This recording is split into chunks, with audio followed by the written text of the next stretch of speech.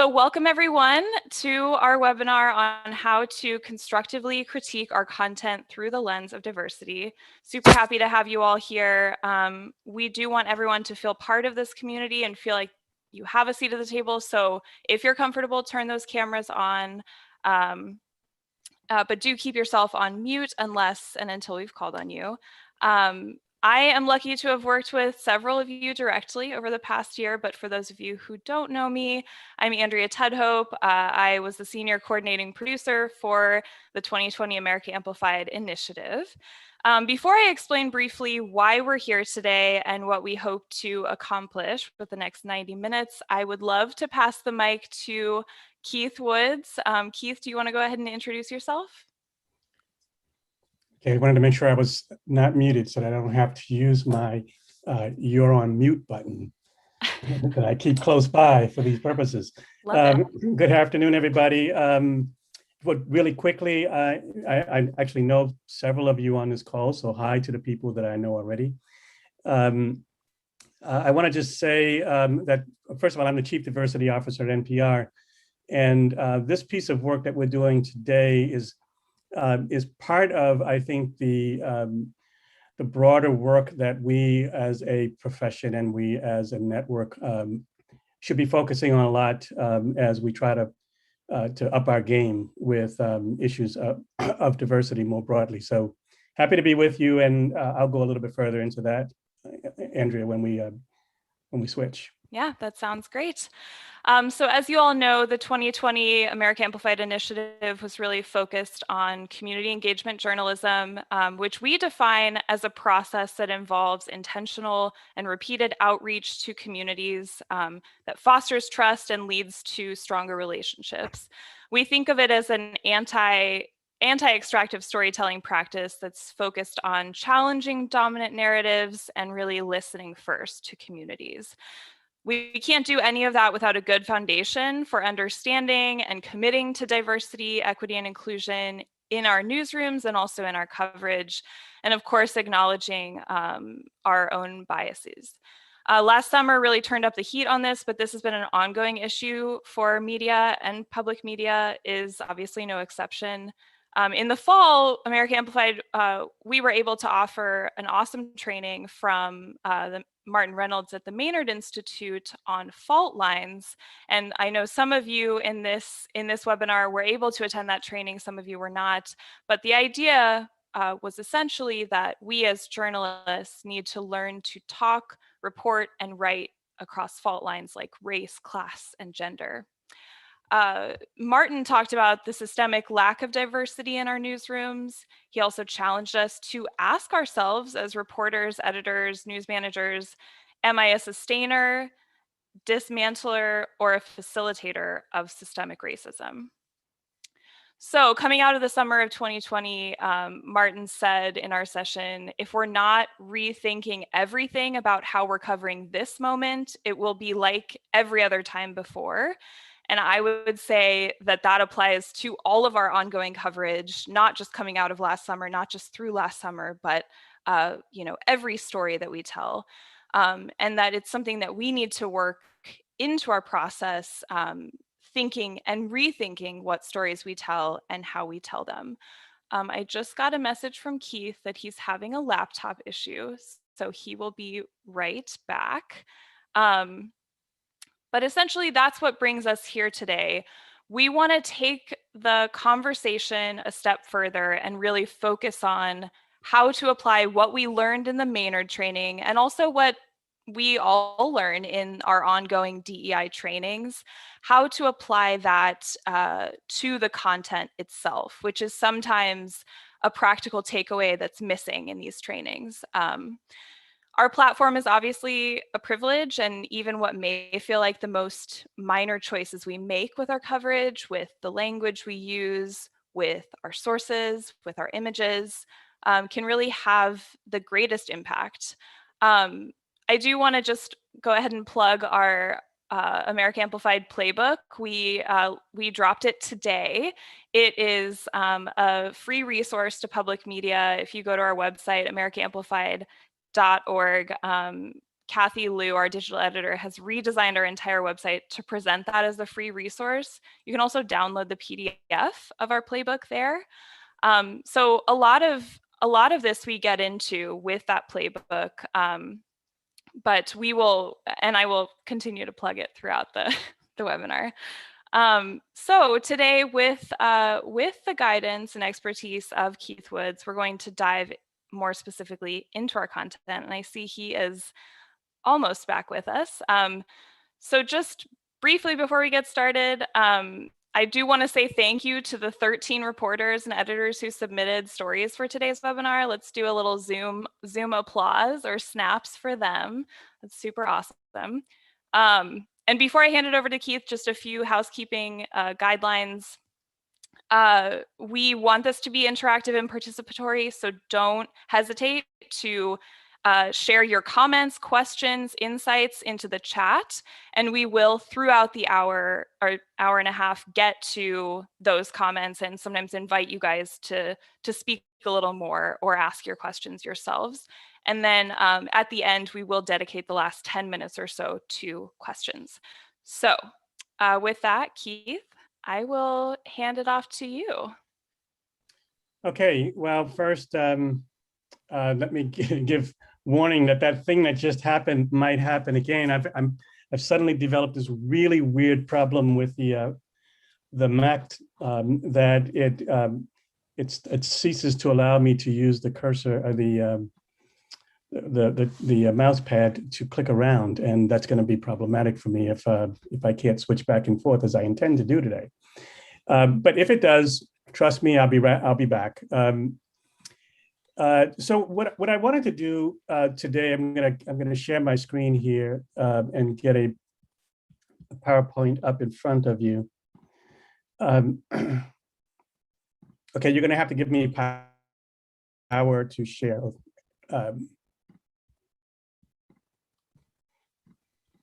Okay. There we go. Okay, I've got it. Awesome. So what I'm going to do with you today is go through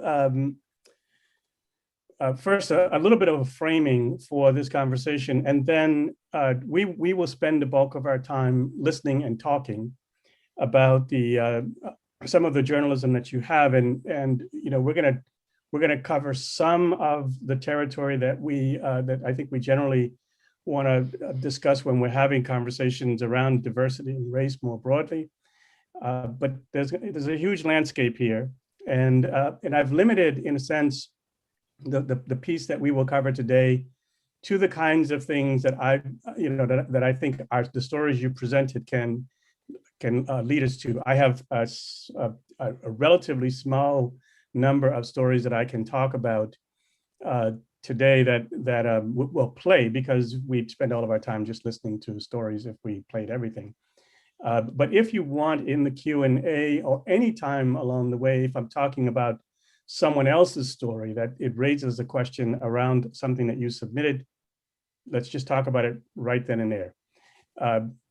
So my goal here, to explore a couple of frames for analyzing stories about diversity and race, to spend some time with some deep listening, and to identify, like I said, a short list of some of the both our tendencies journalistically and some of the trouble spots that we have when we're trying to deal with these topics.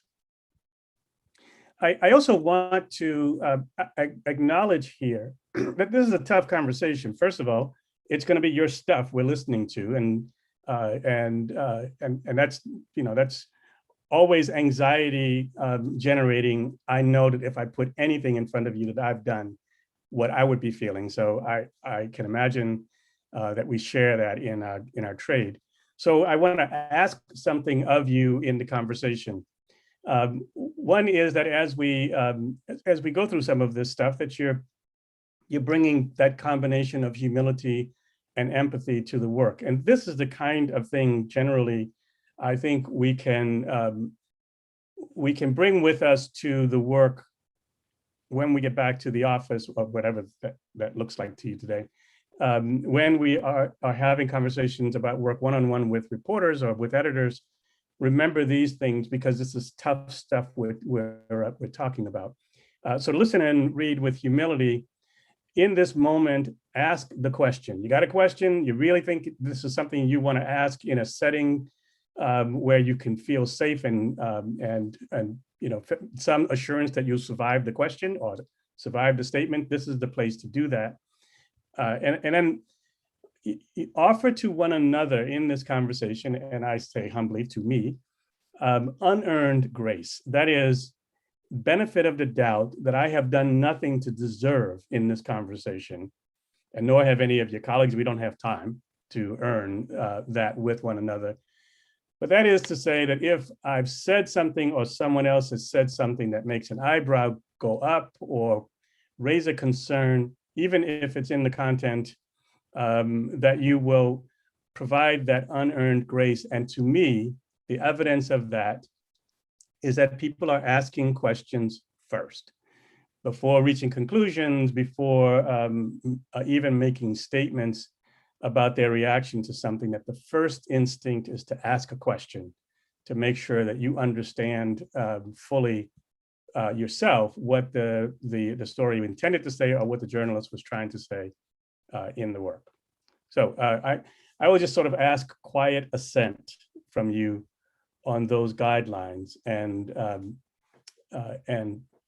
proceed with the sense that if you really objected, you would object. So here, let me just go on to a kind of a question and ask you to participate in chat here. I very much want us to have conversations.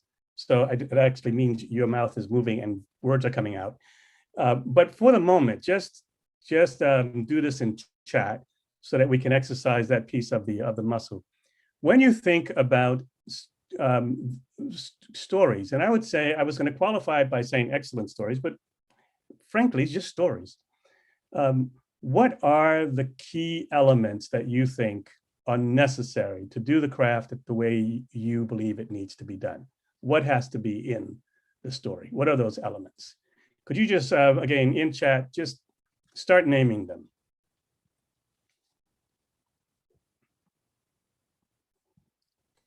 So good characters, yeah, always. Scenes, a coherent Tension. narrative. Sorry? Tension, I see. Tension, yeah, absolutely. Compelling voices. We see setting a few times, as we do with characters. Some kind of conflict resolution, conflict and resolution. Lots of context. Lots of context. Action, change. I mean, when we gather together people who are good journalists, attentive journalists, those of us who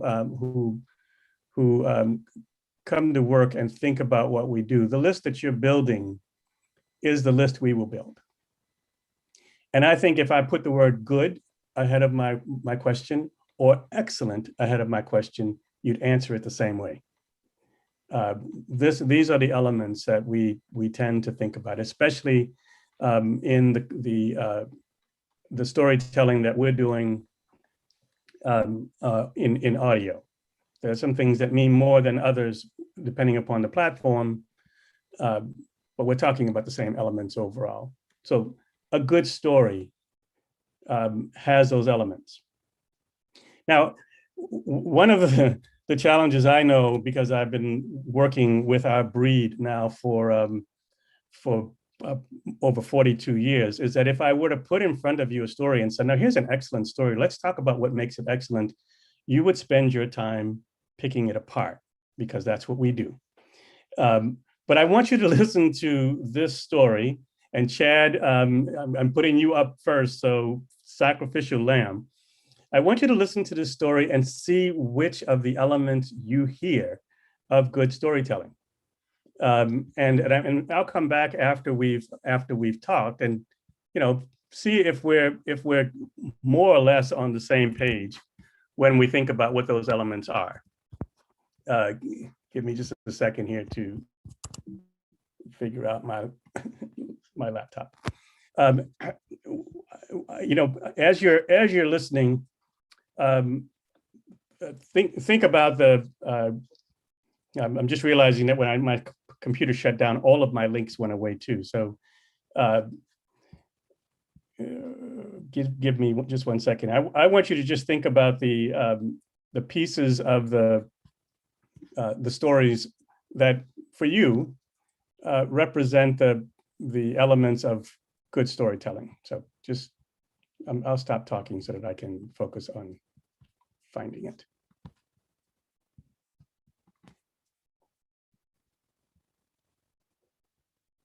So Chad, I'm going to play here the story from the story around people losing their jobs and suffering during the job loss of the pandemic. And I'll come back to you in just a second, but have a listen. This is St. Louis Public Radio. The coronavirus pandemic has left more than 18 million Americans unemployed.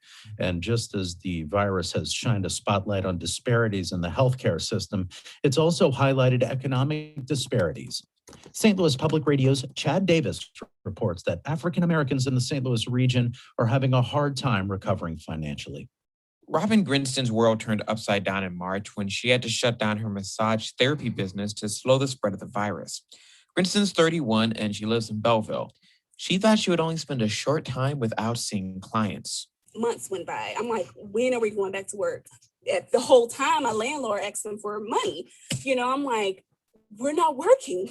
Like, how can we pay anything? At that point, I got into a deep depression. Grinston started her business 2 years ago. And like many other African Americans, she's facing an economy that, when it sputters, hits Black people hard. Data from the U.S. Bureau of Labor Statistics show that the unemployment rate for white Americans was at 9.2% in July. For Black Americans, it was 14.6%. But the pandemic made it worse. Grinston has 3 children, and in a weakened economy, she's gone months without income. She's applied for unemployment benefits and still hasn't heard back from Illinois. I filed for unemployment. I never received it. They never reached back out. I tried to, they said when you're self-employed, you have to file for unemployment and they will let you know if you were denied or not. They never told me nothing. A recent study from the University of Chicago found that Black people were half as likely this summer to receive unemployment checks as white people. But such disparities in employment and benefits aren't new. Well, what we're seeing now is really just a magnification of what's been there already. That's Elise Gould, a senior economist from the Economic Policy Institute in Washington, D.C. In June, she and economist Valerie Wilson published a report on the economic inequality that the pandemic has exposed. Gould says even in states where Black and white people face similar challenges, African Americans have a much harder time recovering. The jobs are returning faster for white workers than they are for Black workers. And importantly, Black workers have not had the same kind of safety net to weather that job loss that white workers have. The number of African Americans in Missouri who filed for unemployment was about 42,200 in July, a drop of about 400 from the month before. About 114,000 white Missourians filed for unemployment in July, but more than 20,000 white Missourians who had been out of work the month before found jobs. And the suffering economy has affected multi-generational homes prevalent in the Black community. 64-year-old Patrice Greer lives in the Ville neighborhood of St. Louis with her grandson, who helps pay rent. He was laid off from his job working in Lambert International Airport in May and hasn't found work yet. He actually helped with some of the financial issues in the home. He, of course, eventually got unemployment, and so now we're kind of back on track. Organizations across the region have been helping people who have lost their jobs. Better Family Life provides job training courses and programs, including Skill Up. Miranda Jones is the organization's vice president of youth, family, and clinical services. She worries that Black people will continue to shoulder a heavy burden during the pandemic. I think it'll just be ramping up for us. And I think right now, in the situation that we're in with, African Americans in particularly, the service jobs, the restaurants that are closing, the places that they are traditionally have been able to go work, with them being closed, I just think we're really going to see a skyrocket of unemployment that we've never seen before. Grinston hopes that things get back on track. She received a federal Paycheck Protection Program loan, which helped keep her office open, and started to see clients again in June. But her business isn't what it was before. When it comes to my clients, we're like one. I try to make them feel comfortable, and we're like family, basically. So they reached out and was like, Robin, we really want to come see you, but we can't at this time. Grinston's customers are afraid to venture out, and she's worried about the future. I'm Chad Davis, St. Louis Public Radio. Okay, so let's kind of just see if there are additional elements that you would add to the list. Now, just having considered a story very specifically for this purpose, what would you add to the list of things that the elements of storytelling that we would, want to have? So humanity, good. What else did you hear? Anything? Diversity of sources, of voices, yeah. Lived experience, relatable. Solutions, that's an interesting one because we don't think about that often as a quality of good journalism, but we are always aiming for it. Perspective. Authentic voices, yeah. So I wanted to take that piece of information, that perspective that you have, and put a frame around it, so that when you're thinking about storytelling in general, you've got a kind of a simple way of asking important questions, especially when we're talking about stories around diversity, stories around race, when we're thinking about how we're including people in the journalism. So you heard, I don't know, 15, 20 good notions for what you should be adding to your stories at all time. I want to just focus on 3, and you've already named them. That essential to all good storytelling, especially when we're talking about audio, but let's not take the easy way out. We can do this in video and in print. Voice, an essential piece of it. You named context as an important element. And frankly, when you may have used different words, but you also pointed out the number of different perspectives, the number of different angles that you found in this story, all aiming at the same topic, the same challenge in the story. Now, Chad, I'm going to give you a chance here if you want to add any additional background to the story. But then I want to talk about why these 3 elements to me are so important. Yeah, well, this is, it's wild going back to this because I heard it again maybe a week ago or so, and that was like the first time hearing the story in months. It feels like it was forever ago. I think well, when it comes to the background of this, it was first a little difficult trying to find some sources who are willing to speak on this issue. I think some people who I spoke with first off the record, they were a little embarrassed, I think, of the situation of obviously not it being anyone's fault or their fault that they lost, jobs. But I think it was something that was a little, first of all, frightening to see, like, is what's going to change? Is anything going to change? And of course, I think losing jobs is something that I think a lot of people, of course, are sensitive to talk about. So it was difficult trying to find people who could speak to this matter.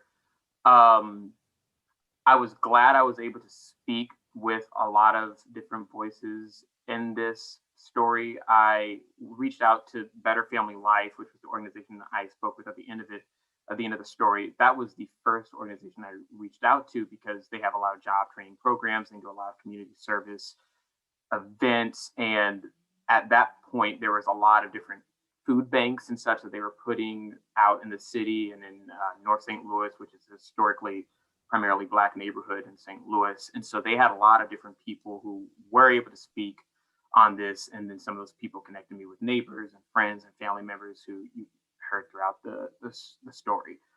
So those were the ways I was able to find a lot of the voices, and some of them were from sources who I spoke with in the past who recommended some people. And I appreciate some of the words and the people, or the things that people were saying in the chat. I will say, I do think, looking back on this story, or I see a question. No, go ahead.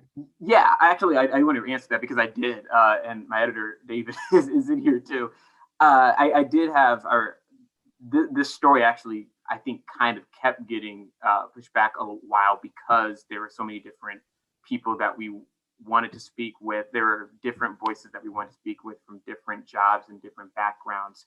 I don't think the masseuse that we spoke with at the beginning, I think she was added, I think she was the last voice added because we wanted to get someone who was in, I think, just kind of a different background that we might not have heard from. And I think we were able to get her at the very end. Looking back at this story, though, there are several things I think I would have added. We were trying to get a male's voice too, and that was difficult to get. I don't actually know if I got a male's voice on record recorded for this story at all. So that was hard. The person who we spoke with, who talked about her grandson who lost the job, he didn't want to speak at all. His grandmother was willing to speak, but he didn't want to speak. So that was really hard. So we didn't get to that part, and I wish we were able to find someone who would be able to speak on that.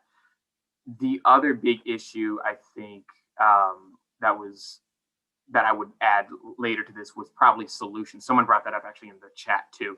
I wish I could have added something like that, because even listening to this, it is a little, it's sad, like listening to this still, going back to this. And I do wish that was an added aspect that we put into that story. Yeah, I mean, it's a good length. I mean, for our profession today, you got a lot in, and in the time that you had. I see some other questions, and Chad, I want you to just have a look at them, and if I'll come back to you in a second to ask about them. I want to just underscore this one piece of the conversation. Somebody said earlier that they used the word authentic in the description of these elements, and I took these three concepts from a piece of work that I did with a couple of professors several years back called The Authentic Voice.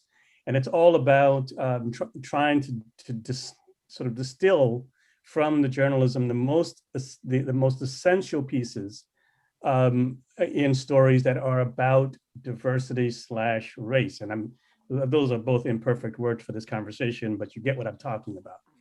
That we could take all of the elements of great storytelling that includes these three and apply them to everything, and they will make everything better. No doubt about it. But there's another side to this that I want to emphasize here when we're talking about these kinds of stories. And that is the flip side of each one. So when you look at voice as an example, the voices that you're hearing, there's that word again, are authentic. You're getting out of the way as much as possible, because we are constantly in interpretation mode as we try to paraphrase and otherwise lead people into stories. How, and that can sometimes step on the voice that leads you to believe you had somebody who was authentic. You want to have the inclusion of emotion and complexity in the story. You want to move beyond stereotypes and archetypes. And the only way you do that is to keep listening to people until you've gotten past the thing you expected to hear. And you, as a great Kansas City columnist once said, you listen for the unexpected. And that's a hard thing to remind yourself of. But those perspectives then, that surprise and delight you come through. Now that's great if you've added voice. And as again, in any story, when you've done that, you've improved the story, no matter what you're talking about or who. But in these stories that are about generally underrepresented or misrepresented groups, there's a flip side. So when we don't have voice, we wind up talking about people and not for them, and certainly not with them. That is to disenfranchise people. You definitely risk mischaracterizing them, depriving your audience of a greater truth. I think you always have to think about the audience you have and the audience you want. And importantly, as we try to get closer to communities, this drives greater distance between us. People know when we're listening to them and when we're talking about them. And it's an important filter to put on your work. So similarly, then, when you think about context, I think this phrase really sums it up, that you can have a ton of facts in a story, context gives it meaning. It explains why people do what they do. You know, if after a police shooting, people hear from the NAACP, there's a contextual reason why you went there. We have to put that in the story, tell people that the reason that this is an issue is because of this contextual piece of information. And you put a half sentence if that's how much time you have, or you put 10 paragraphs if that's how much time you have. But do you have context in the story is one of the questions. This explains why people do as they do. It gives people background. It also teaches, because we have to go into our journalism understanding that we don't all know the same things, and that they didn't hear the story yesterday or last week or 3 months ago that you did on this. And they need that context now in the story, in the moment that you're talking about it. Without it, you don't understand why people do what they do. They're inexplicable. You know, why are these people continuing to come across the border in the way that they are and risk life and limb and break our laws, or however people tend to interpret these things? Well, I need to understand that context, and that will explain the fact behind the thing that I've told them. When we leave the audience to fill in the blanks, we are leaving ourselves and our audience pretty much at the mercy of stereotypes, biases, bigotry. The more the group is underrepresented or misrepresented, the more likely that is. So where leaving out context in any other story weakens it, leaving it out in this case does active harm. And that's the way I want you to kind of understand these three pieces. There's a difference when we don't have them. Facts without context distort the truth. And then finally, the complex story recognizes that there's always more to it than that. By the way, I don't know for sure. Can you see the whole screen when I'm reading to you? Or are your faces blocking it the way that they are for me? Okay, good. I think you said we're fine, so. We're good, yep. All right. So, you know, we need to let people know that we know that these things are difficult and complex, and that means that sometimes the saint also is a sinner in the story. That sentence that drives you crazy often in storytelling, where it says he was not a saint, would never use that phrase, but the idea is the same, that I want to be able to provide you with the full story about people, about circumstances, so that even if one truth tends to compete with or even contradict the other, that they add to the fuller truth. And you know, people then understand better what to do. Without it, we are given these simplified, oversimplified, one-dimensional problems with oversimplified, one-dimensional solutions. and that is misleading to our audience and ultimately leads to both frustration on the part of the audience, maybe even hopelessness in some cases, but also in this day of distortion and outright falsehoods about things, the absence of that complexity, the absence of that in our storytelling opens the door for all of the other things that come roaring through in the society today, all of the fake information and a bias that we know lives out there in the bigger world. So before I go on, do you have any thoughts on that you'd want to add to this piece? I wanted to just quickly to kind of add on to what you were saying here about providing the full story and context and complexity. I think there's also, I'm thinking about, Chad, what you said about how difficult it was to work with sources and get them to talk to you on the record. And that sometimes there's a role that we can play in the telling of the story where you can acknowledge that you can't tell the full story, that there are perspectives missing, and that's one way to at least acknowledge that it's almost impossible to present the full truth. I was also thinking, there were a few comments in the chat about really centering and lived experience as expertise in your story. You brought us sources who had personal stories to tell, and that totally painted our experience listening to the story, and definitely subverted that voice for the voiceless idea of what a journalist can do with their story. And I think that that's really at the heart of a lot of what we talk about with community engagement journalism. So I think that was great. Let's see, are there any questions that came up? Looks like William asks, how do you convince skeptical, nervous subjects to sit down for emotional and personal interviews?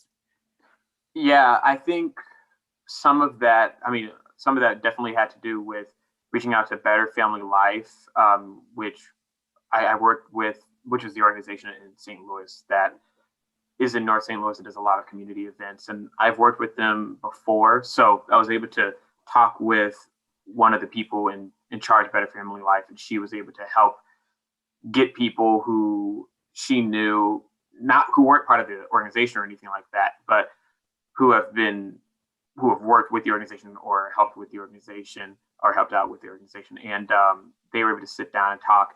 But then also, so I think that link and that tie and that relationship helped out a lot.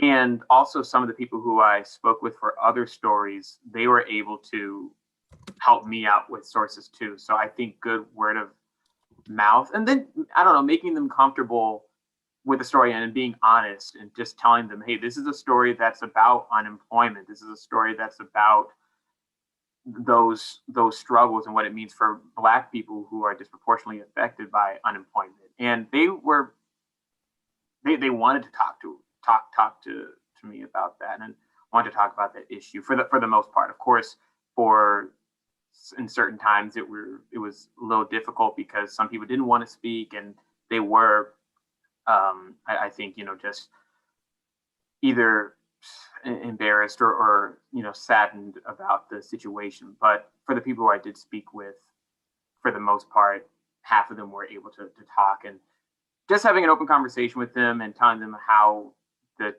discussion is going to go in the first place, I think really helps out. Yeah, and I would really underscore that last point, that that you some people won't be convinced, but being as transparent as possible about how things will happen with people. We're going to have this conversation. We'll talk much longer than I'll have time to put into the story. So this is going to be what we're talking about will occupy a smaller space in the ultimate story. Who's going to hear this? Where is it going to live if it lives somewhere on social media? All of those things today become an important piece of the the precursor work. But I've talked to narrative journalists over years who talk about how important that part of the process is.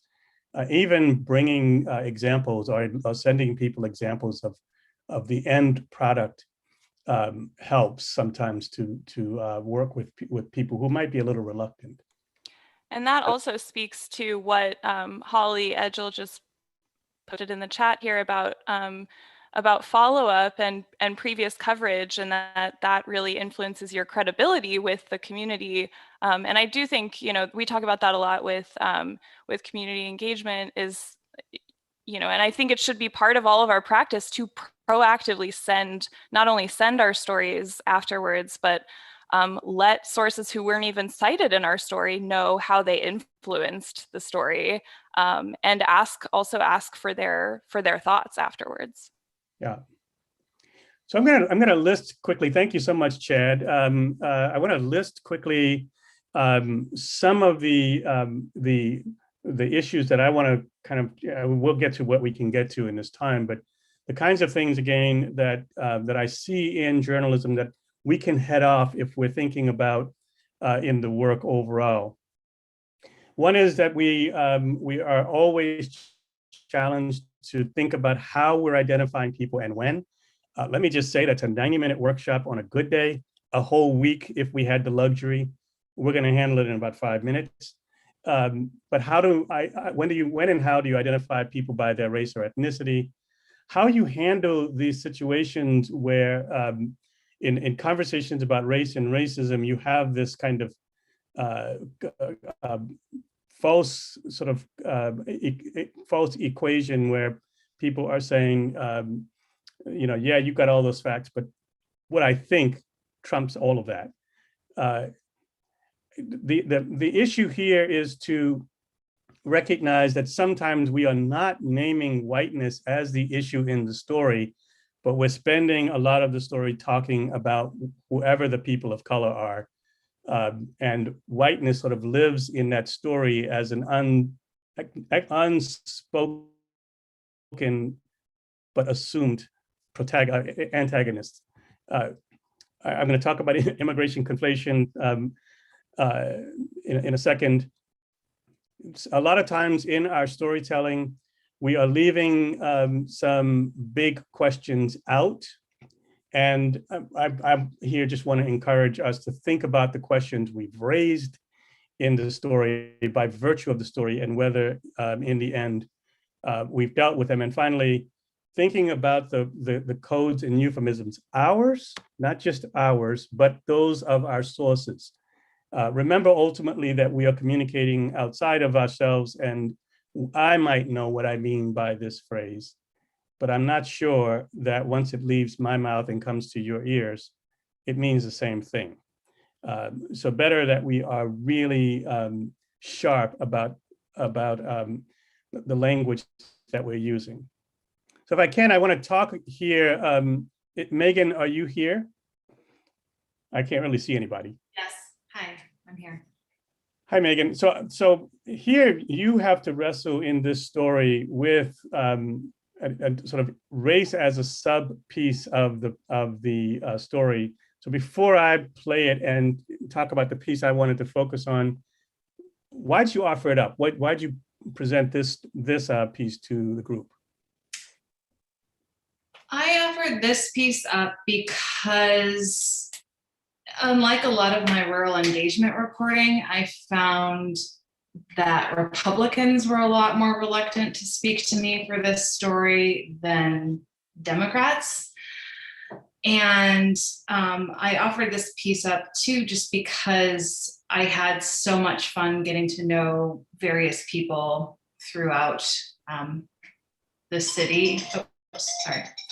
And getting to know them and getting to speak to them about their opinions.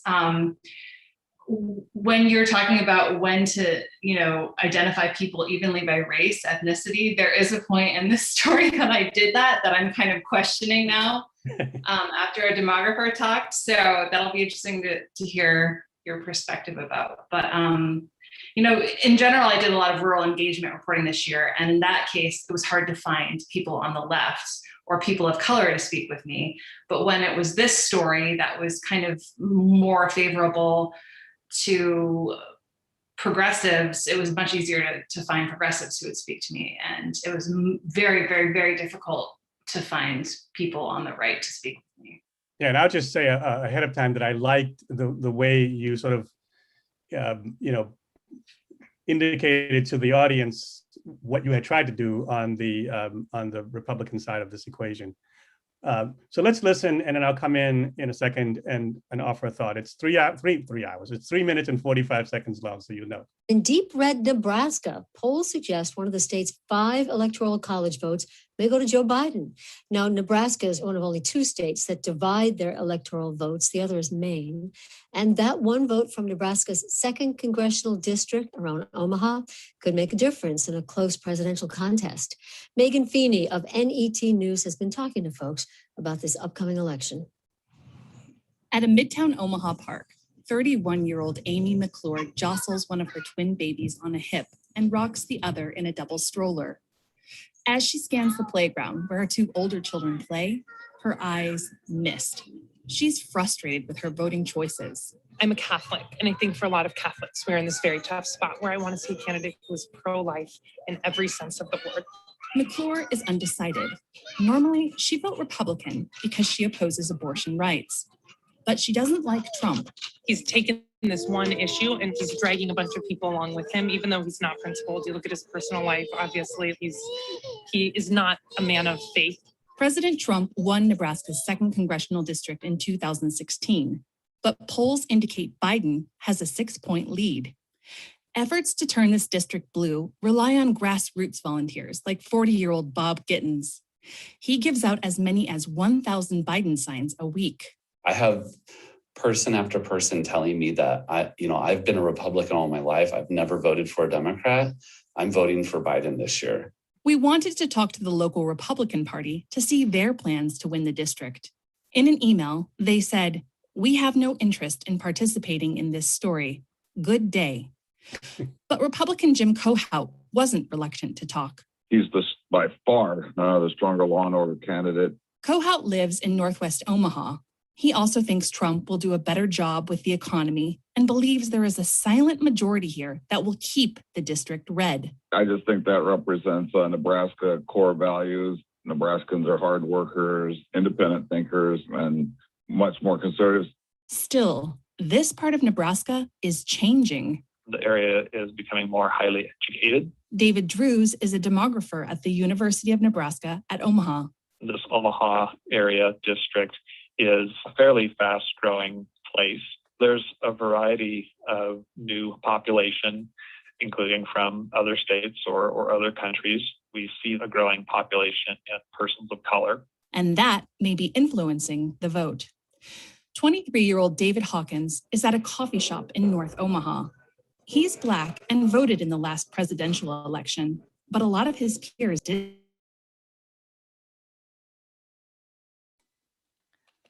Uh-oh, looks like the audio cut out.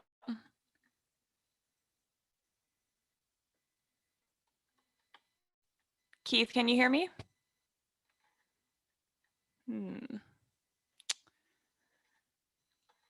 Let me see what we can do here. A good cliffhanger. Okay. Oh, Keith, are you there? I'm here. As for Amy McClure, the mom in the park, she's considering writing in a candidate. That's a pretty big part of it. For Here and Now, I'm Megan Feeney in Omaha. We skipped over 2 sources. America Amplified initiative, a national public media collaboration focused on community. Okay, I'm sorry. Did something happen with the? Yeah. As soon as we got to David Hawkins, it cut out, and there was no Anselma Huntunji either in the piece. So I wonder if we could rewind it a little bit. Okay, let me try to do that and see if I can. Support for WBUR's live stream comes from Sorry about that. Why spend months coding when you can build custom enterprise apps in days? Zuti offers an affordable solution to build customized apps in days without coding. Learn more at zuti.com. Yeah, I don't really have a way of skipping. In the first place. Well, and it's needed. The American. Okay, let me just go back.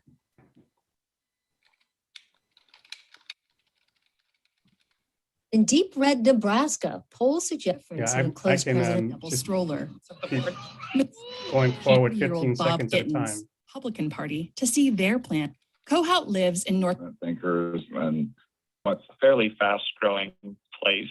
There's a variety of new population, including from other states or other countries. We see a growing population in persons of color. and that may be influencing the vote. 23-year-old David Hawkins is at a coffee shop in North Omaha. He's Black and voted in the last presidential election, but a lot of his peers didn't. It was really easy to just be like, I'm not voting at all. I don't want to choose between the lesser of two evils. This year, the stakes feel higher. Most people in my generation are firmly standing on doing everything that we can do because it is up to us. 18-year-old Anselma Huntonji agrees. I'm an African immigrant and I became a citizen about 2 years ago. This is a big privilege and I'm very proud that I get to vote. She says she's encouraged others to exercise their rights, including her dad. Will be both our first time voting. As for Amy McClure, the mom in the park, she's considering writing in a candidate, as she did in 2016. For Here and Now, I'm Megan Feeney in Omaha. Okay. So, Megan, you said right before we listened that you were rethinking the use of race in this. What's your thinking at this moment? You know, I guess what I was trying to do was to highlight that the changing demographics in Omaha are potentially what could be swinging the vote to the left. And, you know, speaking with him, he was kind of affirming that to me. But I guess the thing I struggle with is this idea that whenever we identify race in a story, it's kind of like, I feel like the de facto race that we just assume is white. And so then if we say someone who is a person of color, then that's something that we say. I don't know.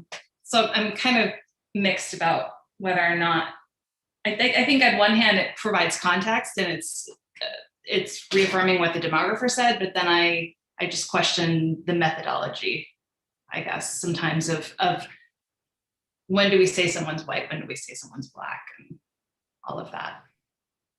Yeah, and I'm seeing some of the comments in the chat about this too. As I said, this is we could have a much longer conversation about this more broadly. But let me just zero in on a couple of pieces here. Yeah, somebody pointed out that McClure is likely a white woman, the Republican a Trump voter, likely a white man. David Drews, perhaps, I don't know, a white man. And when we drop a racial identifier into the story, we're signaling to the audience that race is influencing what you are about to hear. And the default in this case is that it's not from Megan McClure. I have no idea whether that's true or not. But I'm going to venture that if you're living in America, your race is influencing the way you're seeing the world. And it might not have been very specifically relevant to her mention of abortion rights or not. It might have been relevant to whether she might consider Trump or not, or a write-in candidate. I don't know for certain because I can't read her mind. And I think that that's where we have to recognize that in the inclusion of race, we are making a connection that the story needs to back up.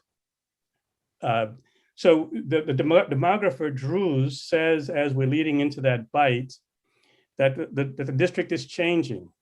There are more educated people coming in, people coming from other states are coming in, and that it is becoming more racially diverse.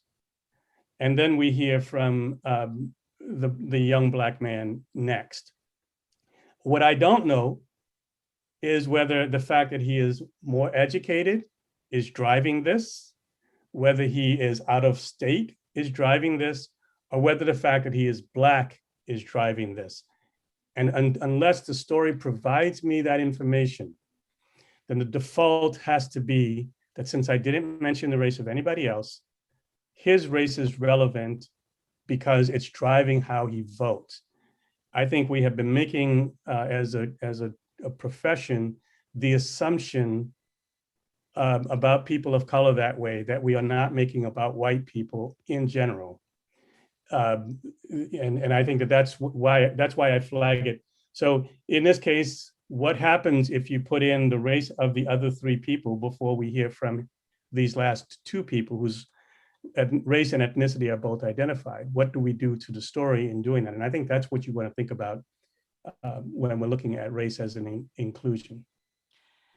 We've got a question here from Mark Schreiner. Should it be an all or none thing? If you mention race for one person, should you mention it for all people?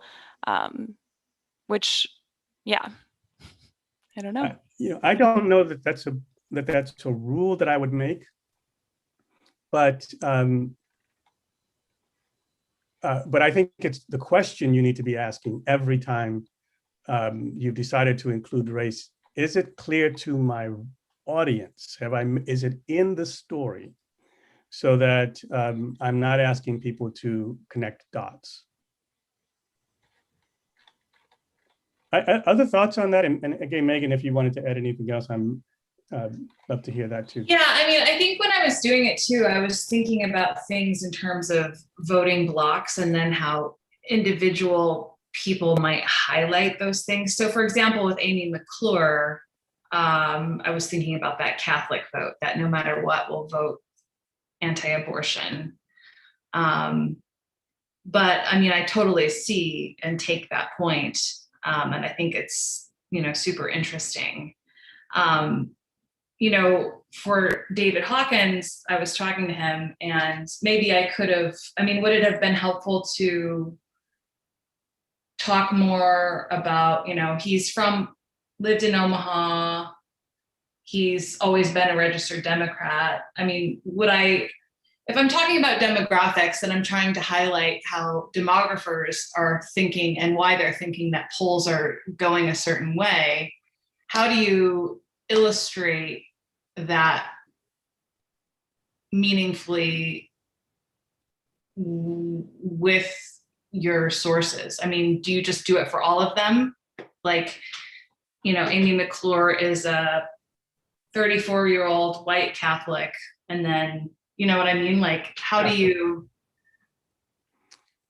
Yeah, I think that what I would say to you is that every time we're going to put the race of someone in the story, that we put the races of the other people and sort of and then look at it and listen to it and say, is this right? Because the real challenge is that we're not cognizant of how we're making drawing the conclusions that we draw. I just remember, we for the first time in this past election cycle started referring to white voters. We've referred to conservative voters. We found any other way to talk about that voting bloc than to call it white. And then we finally made that difference this year. But if you go back to Obama in 2008, what you find is the surprise that white people voted for him in Iowa, that was carried in our journalism, and the conclusion that the people in South Carolina who were Black, who voted for him because he was Black. And the problem with that reductionist thinking is that it renders people sheep without us ever doing enough of the journalism to find out, why did I vote for Obama? Is it because he was Black? Or did I have some other thinking engaged, other parts of my brain engaged? And I think that that's where we have to really push back in general,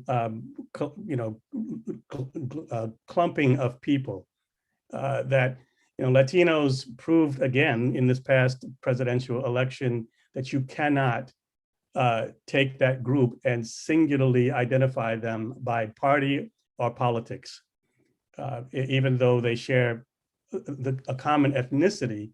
They do not share common politics or beliefs, and that may be generational, it may be demographic, geographical, who knows, but it is the fact. So let me move on, and thank you for that conversation. Like I said, I've spent a lot more time on this in training over the years than we're giving it right now, but it is necessary, I think, to keep our focus on the why when we are using race as a identifier. Got a quick question here from Elisa. So is the conclusion here that mentioning that one source is Black was unnecessary? I would say when actually, you have the Black person and then the African immigrant. So you've got two people essentially identified at the end of the story. I would say that the question here is, have I shown you in the story with my words and sound the relevance of race? So I'm not saying it's not relevant in that story. I'm saying I don't know why it's in the story, given the story itself. And so the instruction here is to exercise a much more rigorous examination of the why as we're including people's race and ethnicity, because otherwise, as I said earlier, without the context and everything else, you are leaving the reader, the listener, to draw their own conclusions, and most of us lean heavily on little information about one another. And that then leans into stereotypes and biases and so on. So thank you, Megan, for letting us have this conversation around your story. I want to move us here.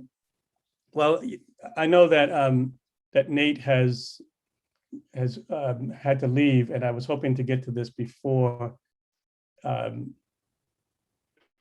he left, but I wanted to just have you hear in this story one particular element that goes to this issue I mentioned a moment ago of what happens when we're talking about race, and you have this difference in maybe the word is the rigor of the person discussing it. And that's how I want you to listen to this piece as you hear the 2 or 3 sources that Nate goes to here.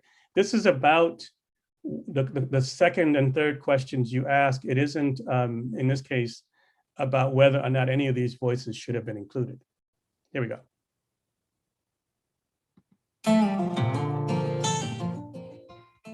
I'm Nate Hedgie with Montana News. One of the longest running high school parades in the United States has been criticized by the ACLU and others for its portrayal of Native Americans. This is racism. This is 21st century racism. That's Meg Singer, a Helena resident and member of the Navajo Nation. She says Helena high school students at the Vigilante Day parade last Friday dressed in Hollywood-style Native American costumes with short skirts and other scantily clad clothing. Singer calls this red face, a term like blackface denoting when white people appropriate parts of another culture. And red face, along with blackface, is steeped in a lot of stereotypes that have been intentionally created to dehumanize people. But Nicole Geisler, a former student at Helena High School, disagrees. Nothing is racial anymore. It's just people getting offended because you have some sort of clothing that is portraying almost exactly what they wore. I mean, they were trying to get as close as they could. Geisler says the students are like actors in the theater. You don't sit there and call someone racist because they put on an outfit to play a part. But Meg Singer says there are darker undertones. 1 in 3 Native women will be raped. And so when I see these stereotypical costumes, which are essentially dehumanizing me as a Native woman, how can I expect to be safe when, I'm being portrayed like that. Earlier this week, Singer, who works for the ACLU of Montana but stresses her response to the float was personal, posted a video of it on Facebook. That video then went viral.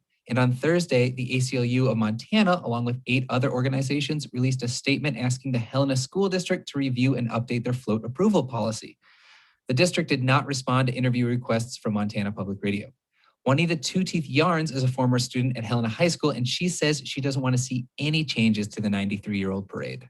It's going to be racist if they want to only make Native Americans do Native American floats. Because I believe even like the white kids or whoever want to learn about the Native American stuff. In an interview with the Helena Independent Record, Helena School Superintendent Jack Copps said there were cultural guidelines in place to prevent the misrepresentation of Native American culture during the parade. The float depicted the Madison Buffalo Jump, where numerous Native American tribes hunted bison by herding them over a cliff. However, Copps told the Independent Record he wasn't sure what the screening process for the float was, and he didn't see it firsthand on Friday. But Native American activist Meg Singer did, and she says her Facebook post about it has received a lot of backlash. I've been a meme now, which has also been drenched in racism, telling me, I'd have to put down my pint of beer and smoke the peace pipe. Singer hopes the post will also be a catalyst for change. And on Tuesday, the Helena School District said they would review their guidelines for the parade. I'm Nate Hedgie, Montana Public Radio. So again, what did you hear?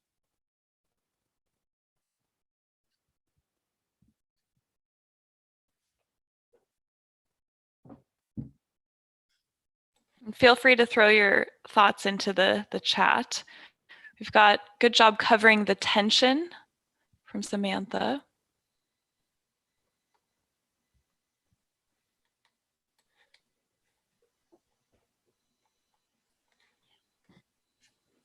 Yeah. So as you're thinking through this, I want you to in this case to hear two things that I would I'd come back to Nate with if I were editing this piece.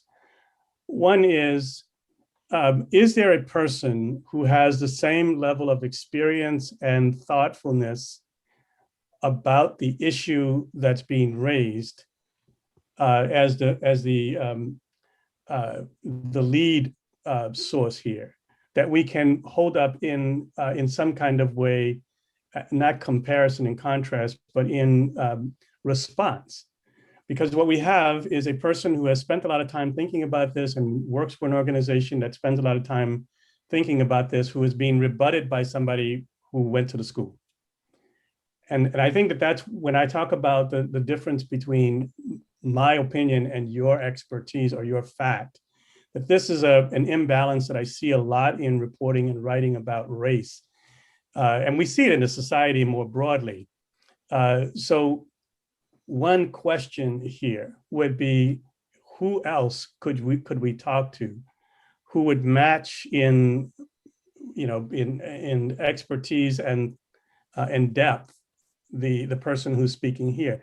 Could that be somebody from the school system who has a position of authority and who's responsible for this? The person who, in this case, was responsible for the cultural guidelines and the enforcement of that Nate mentions in the story. I was struck immediately by the imbalance of that. And I would offer to you that one way of thinking about this is that it is not respectful of the person who has expertise to offer as rebuttal to their point of view just somebody who went to the school. And that maybe that person had more credentials than that, but that's all we heard in the story itself. And I think that that's the piece of this that's lacking. If there is a deeper reason for defending the practice itself, we don't have it in the story. And I would want to drive you in thinking about reporting and writing on this subject to see that in our coverage more broadly.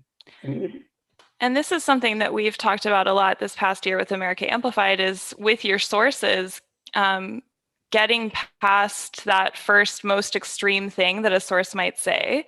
Like in this story, we heard the rebuttal voice saying, but this just isn't racist, which Carrie Sheridan points out here in the chat. And it's like, you know, I don't know how much tape Nate was working with, but I wonder if there were follow-up questions that could have dug in a little deeper to help us understand that perspective, and maybe also talking to more people to present, to kind of complicate the simplified both sides and line them up as though they're even, which I think I'm seeing a few other comments in the chat about that.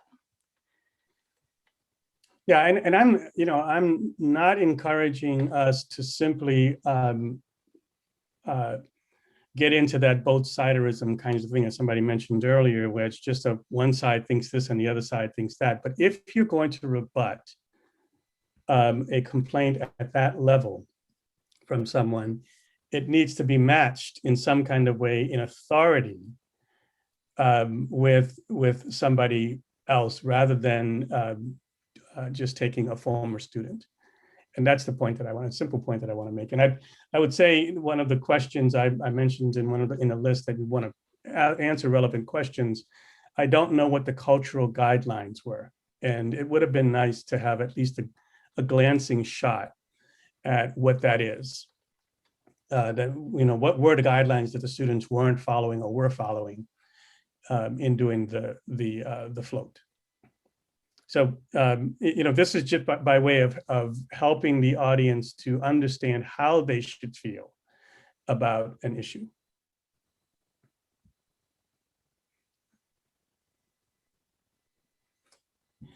Well, we've got time for maybe one more story to put up, but I want to make sure that we've heard any questions, or whether these things raise questions around some of the things that you've done yourself.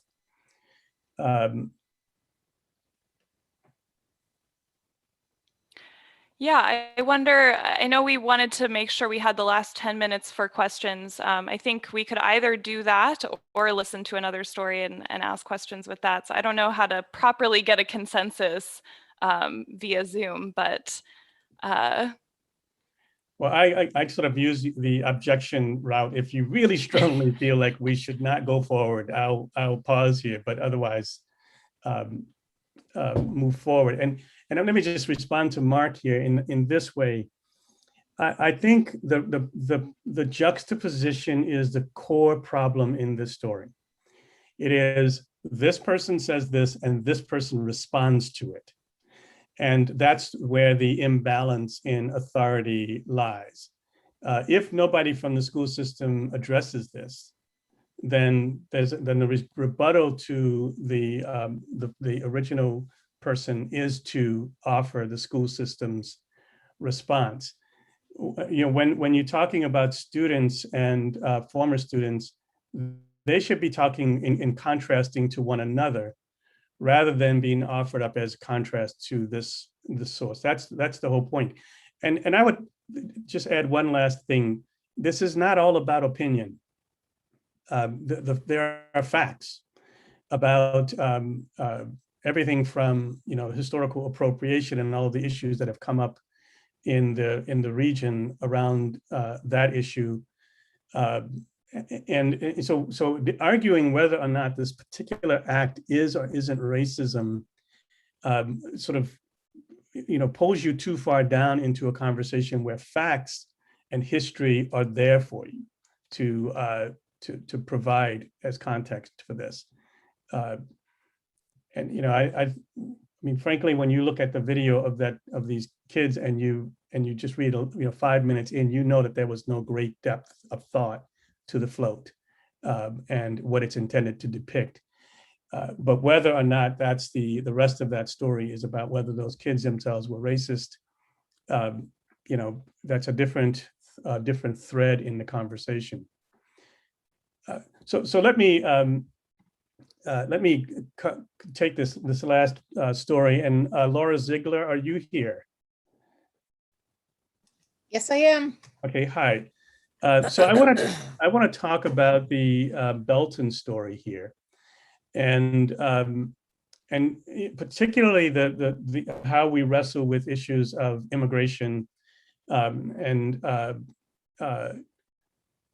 the ways that society tends to talk about it. I'm going to make one little point here that to me, there's a difference in the digital story and the audio story, and I'll talk about that here too. Where are we sort of drawing the line between illegal immigration and Latinos? That's the conflation I want to underscore here. So let me just play this one. Folks, a few minutes ago, my wife told me that the cat we were cat sitting has disappeared into the rafters of the house. So as we're talking, there is this frantic search going on that I was a little distracted for a second there. Who knew that was going to be the problem we'd have today? We just never know. Frying on the stove in the home of Yenny and Jesus Gonzalez on a recent spring afternoon. Yenny's mother, Juanita Becerra, is peeling shrimp for a deliciously pungent camarones ranchero. 14-year-old Kayla is sauteing peppers. The fish for tonight's Friday night supper isn't available in Belton, so Yenny went into Kansas City to pick it up. The Gonzalez's like to live near shops that offer Mexican goods. So when they moved to Belton 2 years ago, they tried to find a Latino community. At first, when we got here, we didn't see too many faces, but I haven't any problem. I go to the store, nobody look at me like different. So everybody has been nice to me. Jesus comes in just as dinner is ready. He's an active duty Marine who gets transferred every 3 years. As a manager and a Marine, he's learned to deal with authority. He's lived in many places, including a tour in Iraq. Jesus sees Belton as a welcoming town, but he knows his experience as a citizen may be different than those who are undocumented or recent immigrants who live in the part of town some refer to as Little Mexico or in one of the several trailer parks. He can see that they might encounter hostility. I was an undocumented Mexican that was brought here when I was 3 years old. I got a green card when I was about 8 or 9 years old. I got my citizenship at 25. I think the majority of America does not understand what the process is in order to become legal in this country. Yenny shops here at Walmart a couple times a week. She pulls queso Chihuahua and panela from cold cases, avocado and limes from produce bins, saying some things are cheaper here. Yenny will go across town to Lupita's, a Mexican cafe and market on North Scott Avenue, to find what you can't find at Walmart. The family likes to come here on Sundays for tacos and tamales. Romero Tristan is the manager. A lot of Latinos came to our store to send the money to the families on their country, and they came to change personal checks, cash the checks, yes. He also feels like Belton's a friendly town. Nearly half the people who come in and eat at the place are Anglo, he says, including policemen and firemen. But in the last couple of decades, the Latino population has grown dramatically. Alicia and Miguel have been here for more than 20 years. They have legal documents and good jobs. We're not using their real names because they've had some conflicts in the Belton community. We can say as welcome because some people accept us and some people not. So how do we confuse? Alicia says they lived in a Latino neighborhood when they first arrived, but for the last 18 years, they've been where they are now. And they're the only Latino family on their block. They had one friend here, a policeman, but he recently moved away.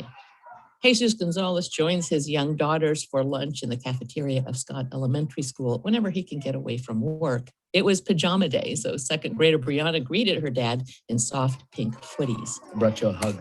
The number of Latino students here in the Belton schools has more than quadrupled since 2000. District officials say they've made a concerted effort to accommodate them. Bilingual coordinator for the district, Teresa Balboa, says about 18% of Belton students are in English as a second language classes. She's frustrated that district officials are sometimes less than helpful to Spanish-speaking parents. They may speak some broken, like sick, Danny.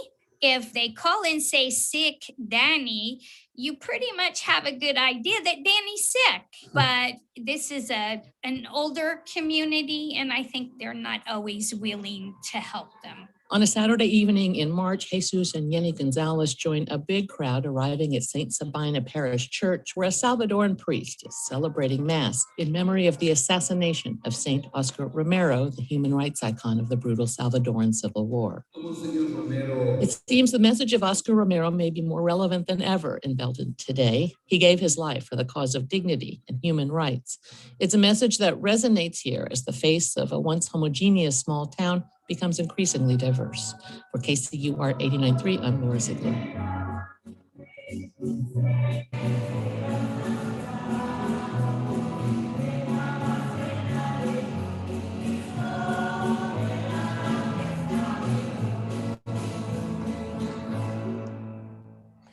So thank you, Laura, for letting us listen to this one. And before I give some thoughts on this, you know, in the context of the conversation we've been having, do you hear anything different in this story?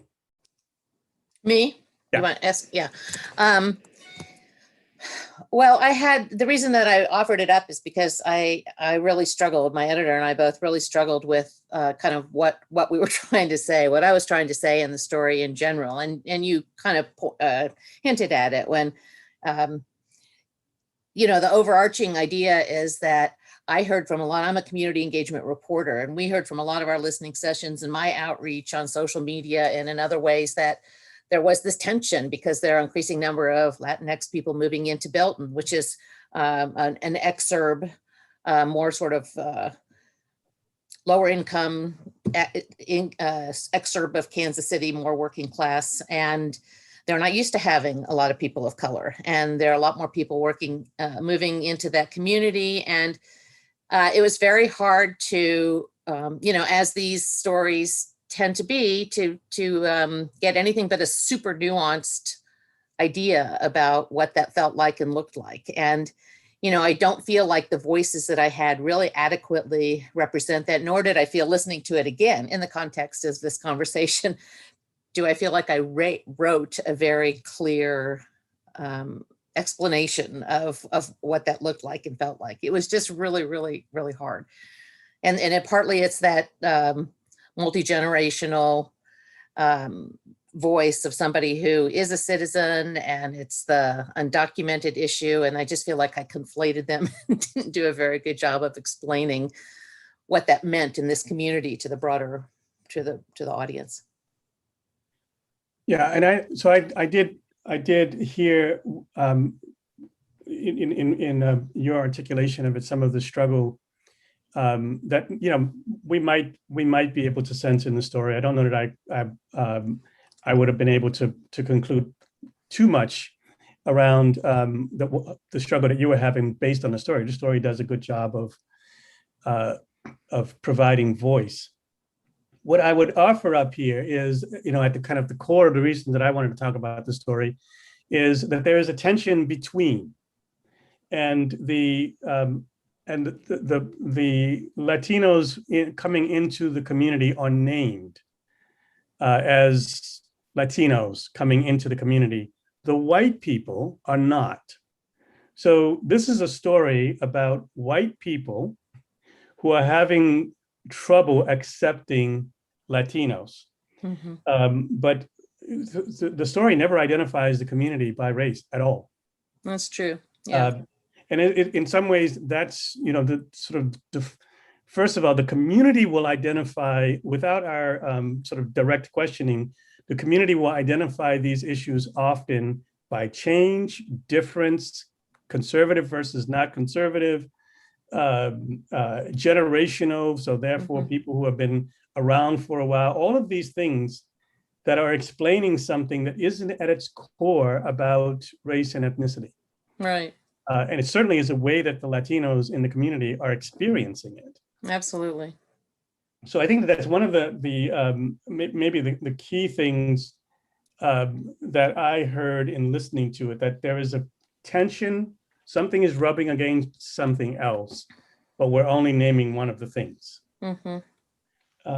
And so I think in some ways, just going back and dropping in literally just a few words here and there in the story would more directly name the problem. And then, having somebody speaking directly to that in Yeah. the piece would have been the other thing I would have asked for. That was a struggle because we really tried very, very hard. I just couldn't get anybody to say it outright. And that's what I mean about it being, and I just bumped up against my deadline, but that's not a good excuse.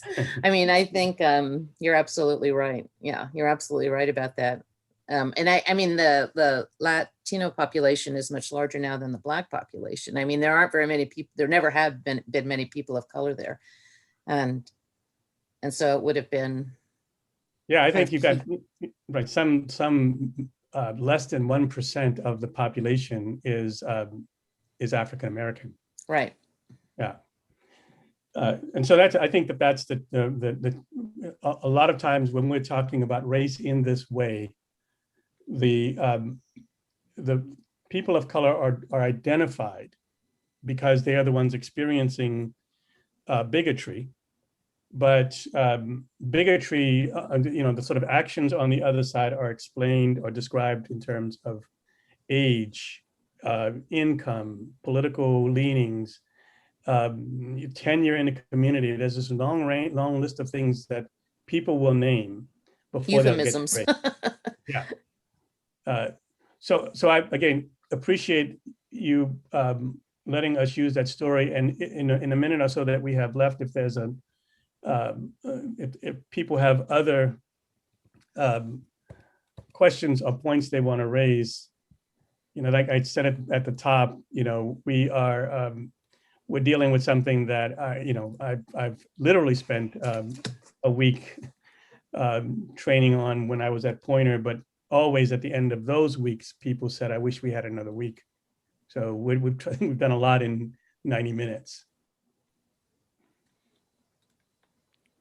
It would be awesome to do this every week. Yeah, I mean, I definitely hope that we can see, I mean, we are talking so much about creating a culture of critique. And I hope that everyone who came today, that we all feel comfortable kind of bringing this back to our newsrooms and trying to do this with not all of our stories by any means, but with maybe one story to start, maybe once a month to start. I think that it's so clear to me that we could just go on for another 90 minutes at least, probably a lot more than that. But yeah, I don't know if there are any, I do want to respect your time, everyone. Keith, is there any last thing that you would like to say before we close I'll out? just do as I always do. I'm going to put into the chat my email address and invite you to talk to me directly if there's something that I can help with. I'll just say also that it's better if it's not on deadline because it might take me a minute to get through the day's emails. There are probably 50 of them that have arrived in my inbox since we started this session. So I would, this is what I do, and I do it both for NPR and for stations. It is never a favor. When you ask me to do this for you, it's my job, and I'm happy to do it with you. Well, I have a question for you. I'm sorry, Andrea. Can I ask a question? Sure. Does NPR have a system for holding these kinds of critiques on a regular basis at all for NPR content? We do. We have what's called the Content Diversity Advisory Council. It is still nascent. I think we restarted it. We started it about a year and a half ago, and then restarted it last summer. Relaunched last summer, and it's a monthly meeting in which we take content, depending upon the methodology for choosing it. Sometimes it's like we're going to listen to only Morning Edition and All Things Considered, and on the topic of this and on the topic of that. Or as we're doing for the next session, we're simply asking people to bring stories to us, and we'll frame that session just around the pieces that people brought to the conversation. I say it's nascent. I think this is something we absolutely need in our organizations. It is really hard. to sustain, especially when the people who are doing it all have day jobs. But it's also a really important piece. And I think, you know, there's a post on our website on the training site, the training.npr.org, about holding listening sessions that Ali McAdam wrote several years ago. That's still very good as a guide for how to do this. Simplify it, and you know, on matters of difficult issues, make sure everybody in the room understands that the deal is that we're all trying to do something important here, and that we have to be able to have these conversations knowing they're going to be tough. Well, thank you so much, Keith. This was really awesome, and I am so glad that everyone came and stuck it out with us. I think this was super valuable. I do want to say we're going to follow up with the recording so that you can share this with others from your newsroom. We'll also post it on our website. Jennifer has shared a survey link, which will also come out through the email, so you can share your feedback with us. We definitely want to stay in touch. And just one more plug for our resources that we've just that have gone live today. America Amplified's new playbook. A lot of the playbook gets into exactly the things that we talked about today. So yeah, obviously we don't always get an opportunity to talk like this about our content, but I really hope that that's something that we are all able to like book into our workflow. And thank you all so much. This was just such a fruitful discussion. I really appreciate, especially the reporters who offered up their content. So thank you so much, everyone.